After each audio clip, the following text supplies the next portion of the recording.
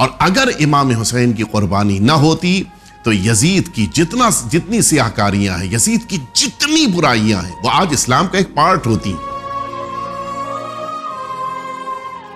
सारी दुनिया, मदीना नहीं बल्कि जहाँ जहाँ भी उसकी हुकूमत थी, सभी लोग यजीद की बैयत कर रहे थे। तो तन्हा इमाम हुसैन ही है, क्योंकि ये भी सवाल होता है कि जब सब बैयत कर रहे थे तो इमाम हुसैन ने क्यों नहीं की।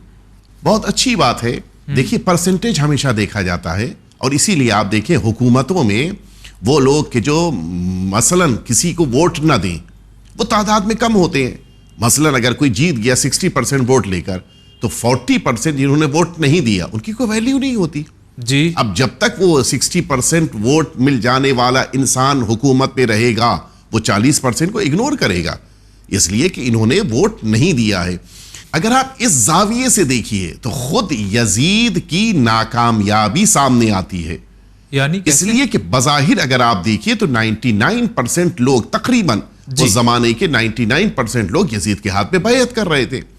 कुछ चुनिंदा अफराद कि जिनमें खुद सरकार सैयदुल शुहदा इमाम हुसैन है, वो बैयत नहीं कर रहे हैं जी। तो 1% 2% की तो वैल्यू नहीं होती है। लेकिन अगर 98 और 99% को वैल्यू न देकर उस एक से बार बार कहा जाए कि तुम मुझे वोट दो या तुम मुझे मान लो, इससे पता चलता है कि हुकूमत की निगाह में और हाकिम की निगाह में वैल्यू 99 की नहीं है, उस एक की है। जाहिर सी बात। और जी। यजीद का इसरार करना कि नहीं आपको बैअत करनी है, यह इस बात की दलील है कि यजीद समझता था कि सारी उम्मत एक तरफ, रसूल का नवासा एक तरफ। अगर उम्मत ने मान लिया और इमाम हुसैन ने नहीं माना तो फिर इसके माना कि हुकूमत की कोई शरई हैसियत नहीं है। और अगर 99% न माने और माज़ अल्लाह रसूलुल्लाह का नवासा मान ले तो ये हकीकतन शरई वैल्यू पैदा कर लेगी। इस बात को वो अच्छे से समझता था। इसीलिए सारी उम्मत के बैयत कर लेने के बावजूद उसको नहीं लग रहा था कि मैं हाकिम हूं, उसको लग रहा था कि मैं असल हाकिम तब समझा जाऊंगा जब इमाम हुसैन बैअत कर लेंगे। इसीलिए इमाम हुसैन पर इतना दबाव, इतना प्रेशर, उधर से इतना प्रेशर है कि बैअत करनी है और इधर से इतना इनकार है कि नहीं बैअत नहीं करनी है। जो इसरार का सबब है वही इनकार का सबब भी समझ में आता है।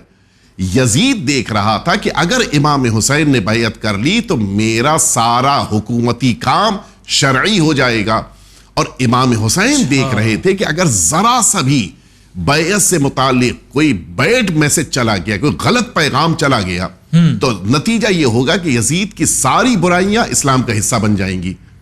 लिहाजा अब इमाम हुसैन अलैहिस्सलातु वस्सलाम को हत्ता अपने खानदान की, अपने सारे दोस्तों की, इन सब की शहादत को पेश करना पड़ा, लेकिन एक लम्हे के लिए इस बात को बर्दाश्त नहीं किया कि यजीद का कोई गैर शरई काम शरीयत के मुताबिक समझा जाए और फिर लोगों के लिए यह बात कही जाए कि इस्लाम तो ऐसा है। इमाम हुसैन अलैहिस्सलातु वस्सलाम की कुर्बानी का असल मकसद यही था कि इस्लाम और शरीयत को बचा लिया जाए जी। और अगर इमाम हुसैन की कुर्बानी ना होती तो यजीद की जितनी सियाहकारियां हैं, यजीद की जितनी बुराइयां हैं, वो आज इस्लाम का एक पार्ट होती और आज मुसलमान उसी के ऊपर अमल पैरा होते हैं।